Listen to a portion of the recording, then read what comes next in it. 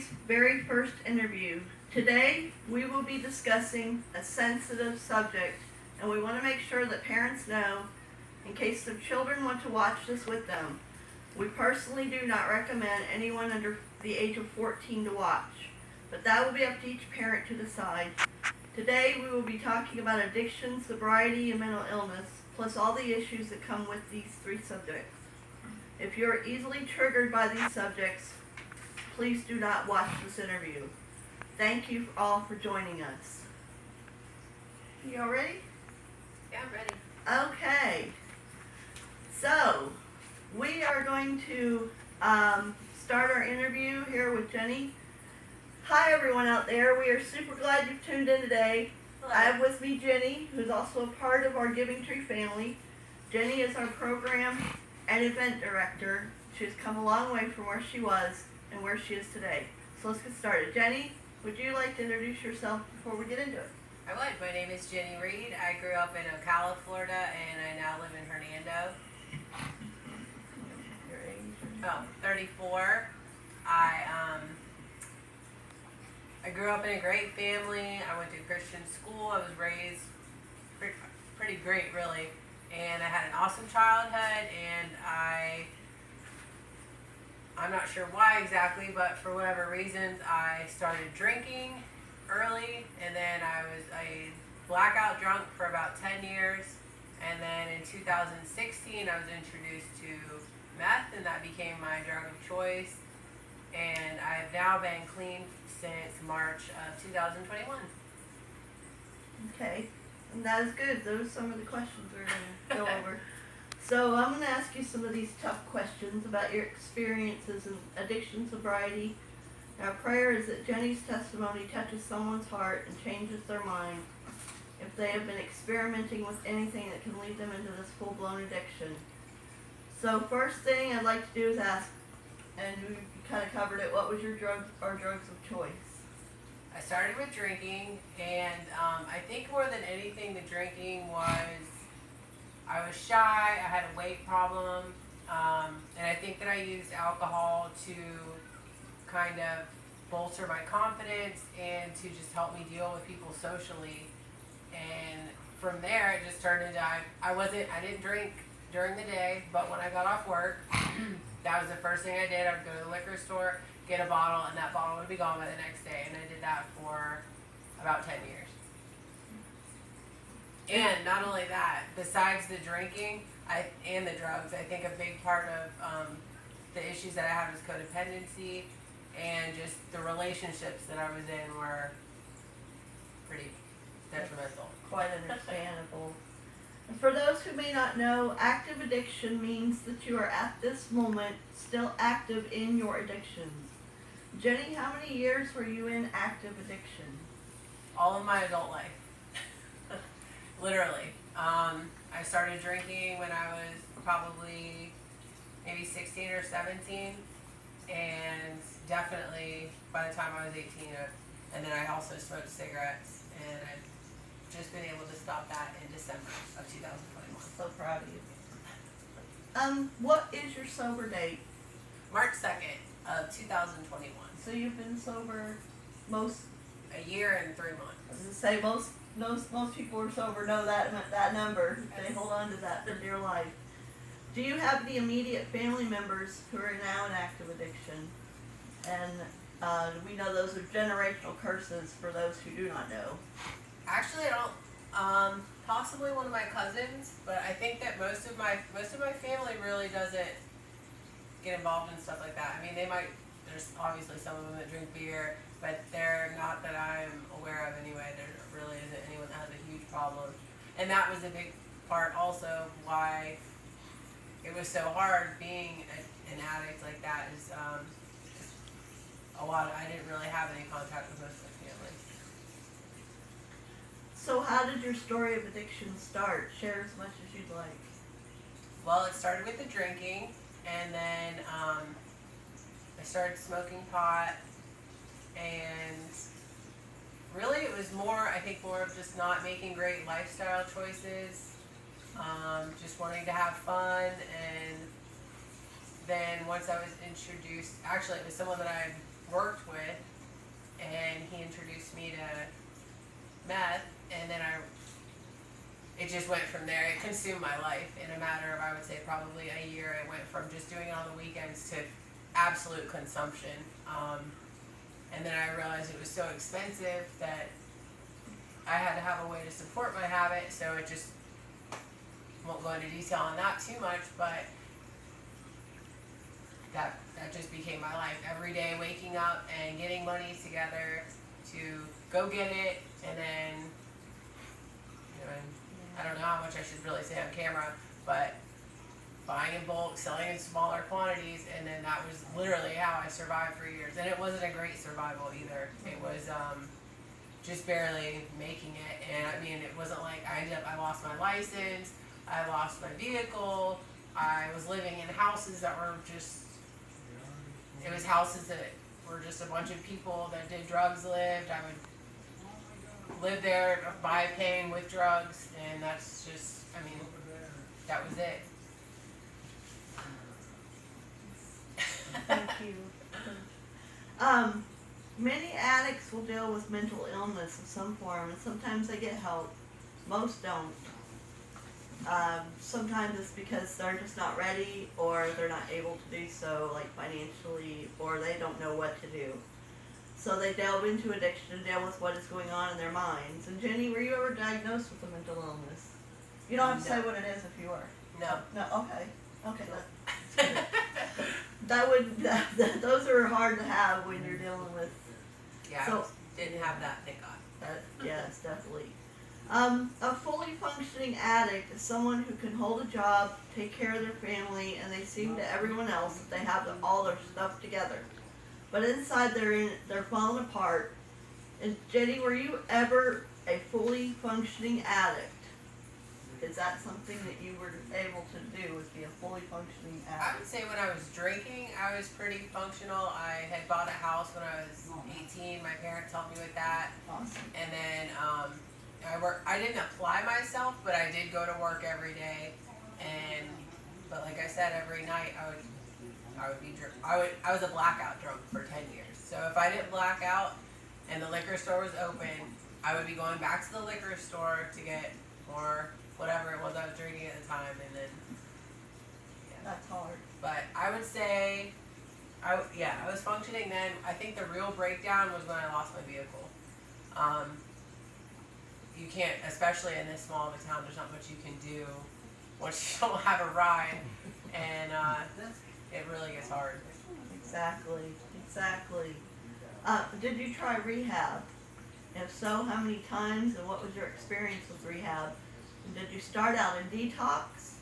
Did you live in a sober living facility, or did you do any of those? Willingly, no. I was arrested a couple of times, and at one point, my brother, the only way that he would bond me out of jail was if I went to a place called the Grace House in Homelessness, and so he bonded me out. Well, I had an abscessed tooth at the time, so I was there for 2 weeks. I was doing great. I loved it really, but I guess I just wasn't ready for it. I'm not sure. But I ended up calling an ambulance and I left, and my brother almost took me back to jail because that was the agreement, but he didn't. But I went right back down the same path. And then besides that, no, I've never. I mean, I've been in jail a few times. The longest was 10 months, but maybe a week or two when I got out, I would be doing okay, but I'd end up going right back to the same thing. Yeah. That's where I was headed next. So were you arrested or go to court due to your addictions? Did you have jail time? If you feel comfortable sharing any of that, which you started to. I don't know how much you want to share Yeah, that. I've been arrested quite a few times. All of it's drug related, and I don't really think. I mean, I wanted to do better, and especially with my brother being in law enforcement, it was pretty hard on him. But there was just nothing really ever stuck enough for me to stay sober. Mm-hmm. That's rough. Yeah. I'm not gonna go into myself too much, but when I was having my issues with addictions and things of that nature. My dad was the chaplain at Citrus County, the Citrus County Jail, and my friends were all in there at certain points. Not all my friends, but the ones that I was partying with were in there, and it was a real struggle for me to stay out of there because I did not want my dad coming to visit me at all. He was already visiting my family, my friends in there, and that was very scary to think that, so You were in the same boat. it was keep under the radar for me as much as possible with what's going on. And at what point in your addiction did you feel was your lowest? Oh gosh.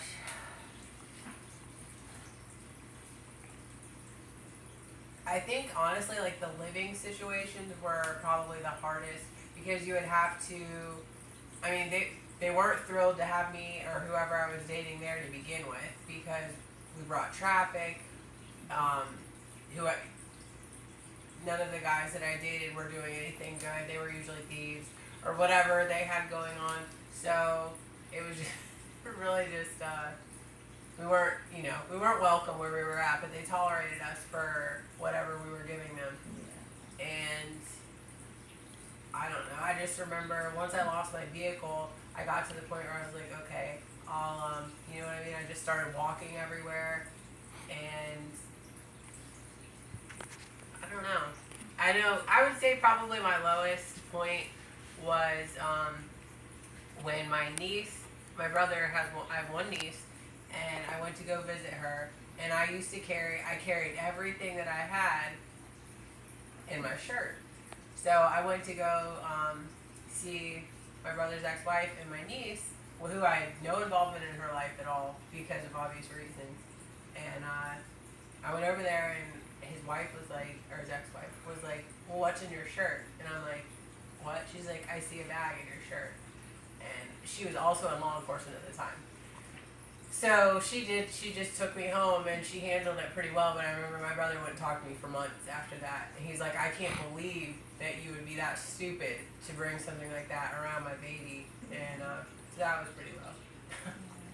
That's the thing is when you're struggling in addiction,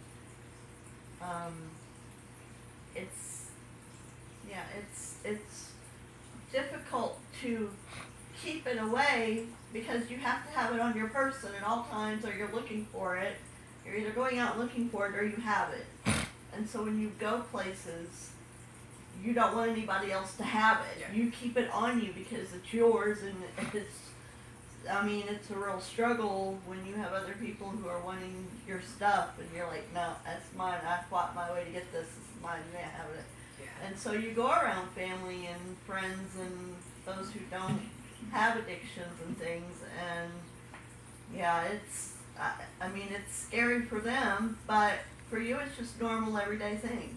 Yeah. It's just a normal everyday life. This is just what I do. And so yeah, the family and friends though, when you come in contact with them and they're not too excited to see it on you, it's like, Well, no. That's the first time that ever really happened. Yeah. I had another situation that was pretty bad at work one time okay. where I dropped something and they found it, and but like you said, I had to have it with me because especially long term, you don't realize until people will say, oh, you can't be addicted to meth.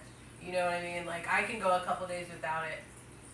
It's really not. I mean, I was never like that anyway. I always had it. I always was doing it from when I woke up to when I went to sleep. I was smoking it. Or snorting it or eating it or whatever. So I don't know. It's definitely consuming, and I think that you don't realize how chaotic not only your life is, but the people that you associate with that are doing the drug also. It's just a constant mess, and it never stops. There's no peace ever. And I think that was part of one. Well, I don't know what other question you have, so I don't want to jump what you're going to ask, so I'll just wait. Okay, so when you knew you needed help and you were serious about it, did you try right away? And how many times did you attempt to get sober? Was it like, I know I need it, so I'm doing it now? Yeah, I didn't try to get sober ever. And that, I think, is I think that is the most incredible part of my testimony is a lot of people will say, you know, if you want it bad enough, I didn't want it. I did not want to get clean. I had no intentions of getting clean. But what happened, this is my actual story, the breakdown of how I got sober. So I had an abortion when I was 19. So I've never been pregnant since then.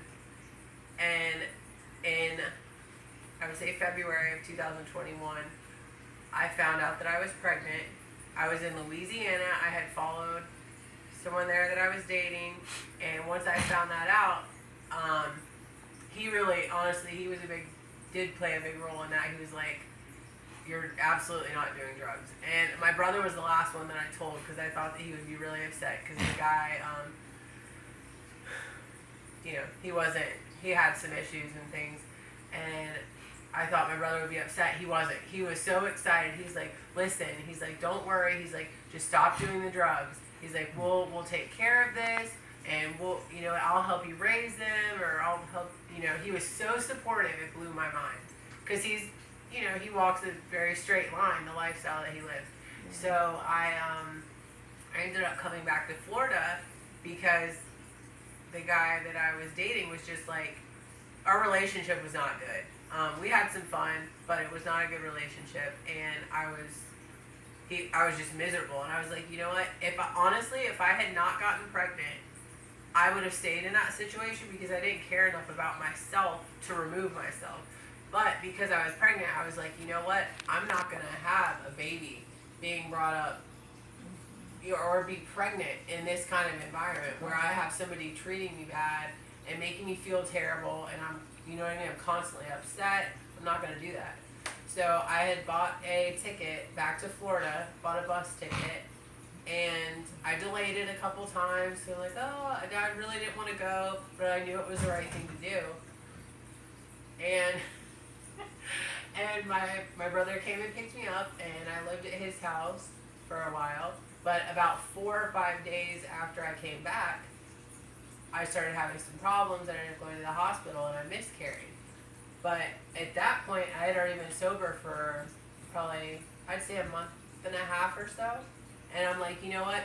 I truly believe that even though I lost the baby, I feel like that was God letting me know that it was my time to walk away from the drugs. Absolutely. And if I ever did, because I do want to have a kid eventually, and I would never be able to have one. I mean, I've seen so many girls go through their whole pregnancy doing drugs. And some of them keep their kids, some of them end up losing their kids. That's just not how I want to go about things. Mm-hmm. So that was the big, that was what actually got me sober. And then once I came back, Rob, I had messaged him and I was like, hey, because I knew, I could see it plain as day that God had pulled me out of that life, like out of darkness and chaos and misery, and was giving me a second chance. Mm-hmm. So I messaged Rob and I was like, hey, he's the only person I could think of that I knew that went to church every Sunday. So him and Desiree came and picked me up and brought me to the House of Power, and I've been going to church there since. And we're happy you are. Yes. Yay. So, you know what a rock bottom is. Those in addiction know what a rock bottom is. It is where you hit the bottom that for some people, it is what they needed to get sober. So most addicts will have a rock bottom and some will never hit it, but I'm wondering if you had a rock bottom. And I know you're telling the story of what you went through with being pregnant and everything. Was that your rock bottom, or was it? I've had other ones, but I would say that was definitely the turning point for me, because a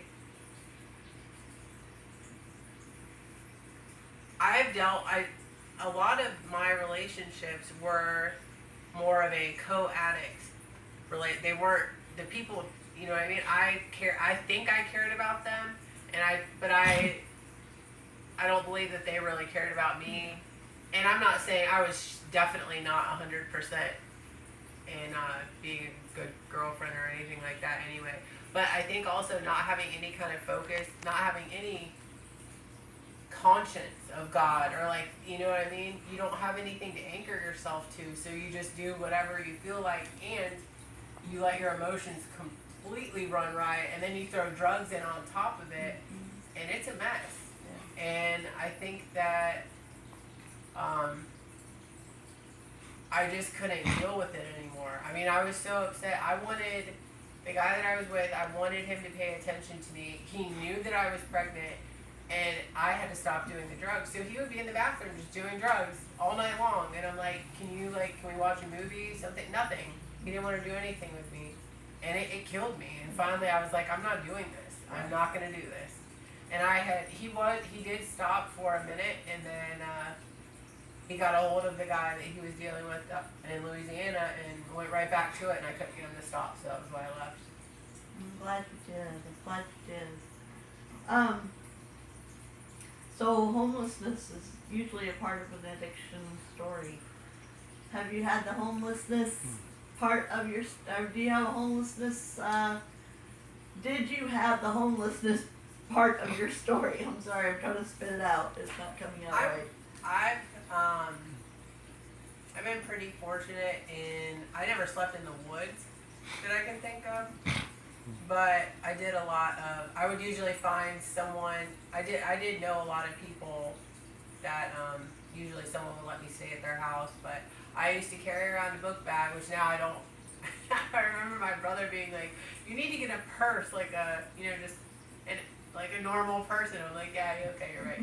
But yeah, I carried a book bag around all the time, and it had like just essentials, another set of clothes, my shampoo, conditioner, whatever other. I had all kinds of random stuff in them at different times. But yeah, I carried my book bag with me everywhere, so that, because I didn't know, without having a ride, I didn't know how long I would end up somewhere or anything. So it was kind of always. But you really were homeless, because it wasn't your home. No. Yeah. It was always someone else's home. Even if I stayed somewhere for a while, I mean, I would accumulate things, but it was never, it was never my home. Yeah, it was never your home. It was never, So at any time you were like right on the edge of living in the woods. You had a place to go, but you also at times may not have had a place to go until you struggled to find somewhere to go next. Yes. So you're like, what's that when, couch jumping. Couch jumping, right, exactly, like musical chairs, but with homelessness. Yeah, you're, here's one I wanted to, I really want you to get this one out when I ask you, because this is the biggest question that people who have never been in addiction, this is their biggest question, and they do not understand at all why addiction, this answer right here, I'm going to give you the question. So, most people will ask the addict, the people in addiction, even when you're already sober and you're telling your story, and people will still ask you, I'm sure you've heard this, why didn't you just stop? I'm sure you've heard that one. I've heard that one. Why wouldn't you stop? Why couldn't you stop? Can you just go into that on your view of why you can't just stop being in addiction? Well, it's not you're not immediately, I'm not saying that you're not immediately addicted to the drug, but it's definitely not an overnight thing. I mean, it's kind of a slippery slope, or once you start down, like I said, I started doing it only on the weekends, and when I first started, I would sleep every night. I've never been one of the people that like don't eat, so thank God I've got that going for me, but I would say, the only time that I really can think of where other than when my parents died, my parents passed away back to back in 2012, and I remember thinking, like, I only drank then. I drank then, I smoked weed, and I remember thinking, like, man, when my dad had cancer and we went to do his treatment, I was drinking the whole time, and I just remember thinking, like, I wish I hadn't been doing that. You know what I mean? I wish I'd handled that differently. But I know that now, with God's grace, that's just what it is, and I don't beat myself up about it. But I remember when my brother was like, told me that, actually it was it was crazy. He went, excuse me, he went and talked to me while I was in jail.